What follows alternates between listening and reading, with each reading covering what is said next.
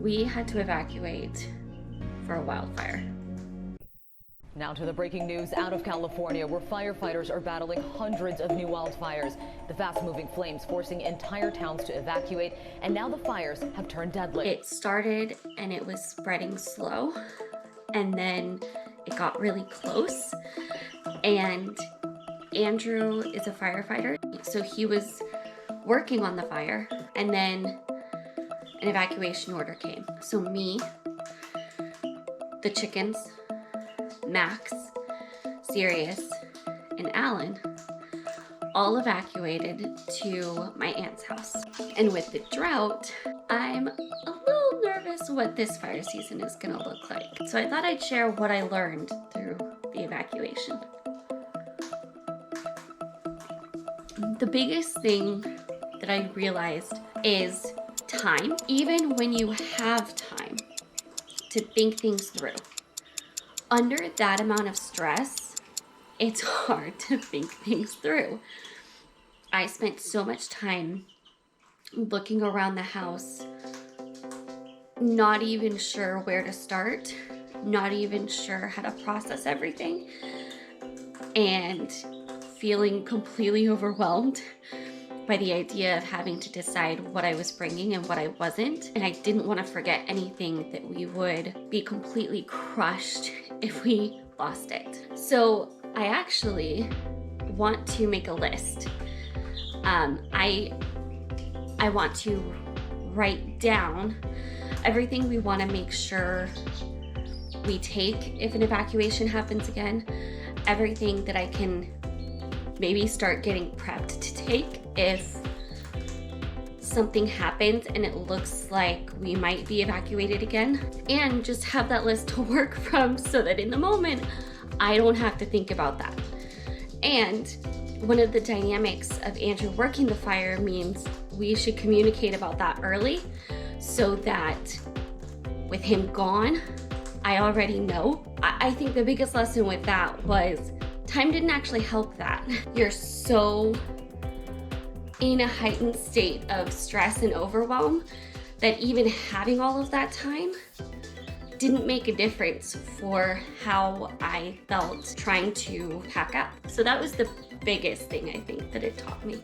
The next was thinking about having a pack set up for stuff staying with me, and then stuff that I'm evacuating. So not stuff I'm going to use, but I'm bringing to a safe location versus stuff I'm going to be using while evacuated. My mom is an insurance agent. I grew up knowing you needed to prepare for these situations, and that the things that you can count as super invaluable are really valuable when you need them. Things like clothes, things like a toothbrush. You may think, oh, I can just buy another, but all of those little things really add up. So just making sure I have a list for what I'm going to need while evacuated with me versus the valuables we want to keep safe, so I know and I can pack appropriately, is another aspect of that.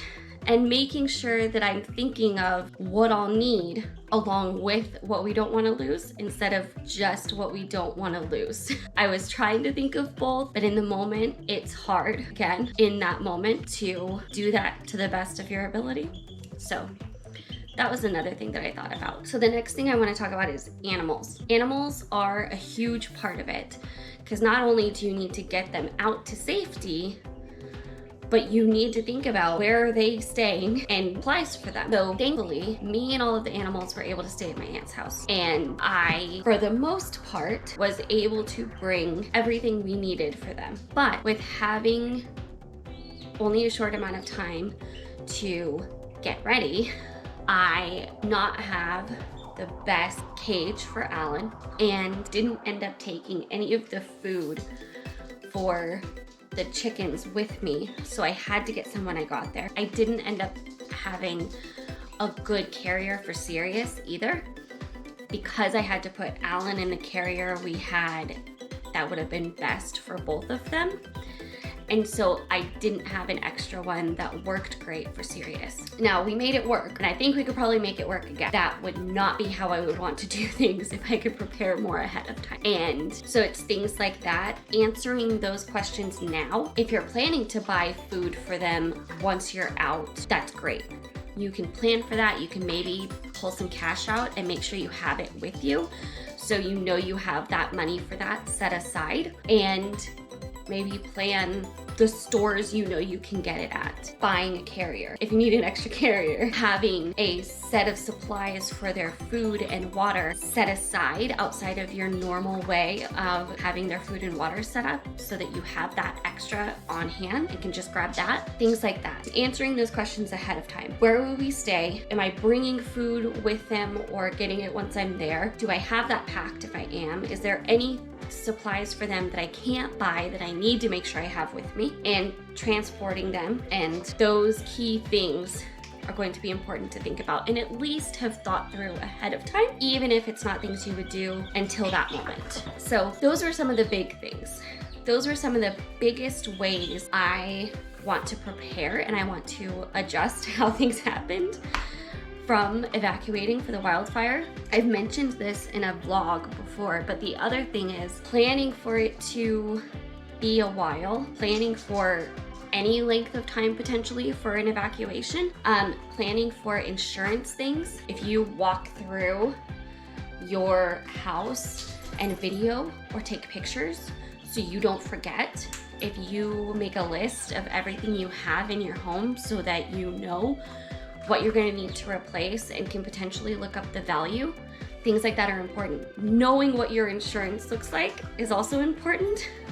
Knowing what your coverage is, knowing what's covered and how that would work, knowing what your benefits would be, thinking through all of that outside of the moment is key. I know I keep saying that, but I feel like that was the biggest thing I learned. Time wasn't my friend. Time did not make a difference. I definitely wish I had thought through some of that ahead of time more than I did, more than I even realized I should. Those are the things that I learned through that. Those are the things that I'm thinking about now, preparing for potentially this year's fire season and what could come of that. I want to be more organized for it and a little more aware of things. So I hope this was helpful.